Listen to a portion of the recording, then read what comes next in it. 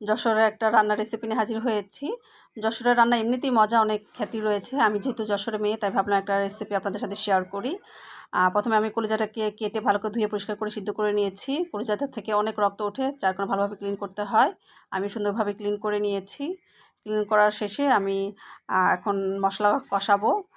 এখন বেশ খানিক পেঁয়াজ দিয়েছি, দিয়ে কিছু কাঁচামরিচ ফালি করে কেটে দিয়েছি এবং সবকটা মশলা 1 চা চামচ করে দিয়েছি। হলুদ, মরিচ, জিরা, গরম মশলা গুঁড়া এবং পরিমাণ মতো লবণ, এগুলো দিয়ে আমি মশলাটা একটু ভালোভাবে কষিয়ে নিব। তারপর এখন দিয়ে দেবো 1 চা চামচ আদা বাটা, 1 চা চামচ রসুন বাটা, দিয়ে আবার একটু মশলাটাকে ভালোভাবে একটু পানি দিয়ে কষিয়ে নিব যতক্ষণ পর্যন্ত আদা রসুনের গন্ধ না যায়। এই যে দেখুন আমার ভালোভাবে কষানো হয়ে গেছে। হয়ে গেলে আমি এখানে আগে থেকে কিউব করে কেটে রেখেছিলাম 2টা পরিমাণ মতো আলু, এখন এই মশলার ভিতরে দিয়ে দিয়েছি। দিয়ে এখন ভালোভাবে একটু এটাকে মিশিয়ে নিচ্ছি। এখন আমার ভালোভাবে মেশানো হয়ে গেছে। এখন আমি এটাকে ঢেকে দিব। ঢেকে দিয়ে আমি আলুটাকে আর মশলাকে আরও ভালোভাবে কষিয়ে নিব। কিছুক্ষণ ওয়েট করছি। এখন আবার ঢাকনা খুলে দেখি কি অবস্থা। এই যে দেখুন সুন্দরভাবে মশলাটা আমার কষানো হয়ে গেছে এবং আলুটাও প্রায় 50% আমার হয়ে গেছে।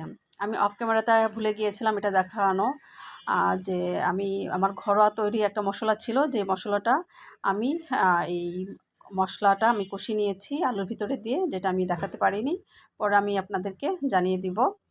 তারপর আমি মশলাটা কষানো হয়ে গেলে তারপরে ভিতরে আমি আবার ঢেলে দিলাম সেই সিদ্ধ করা কলিজা।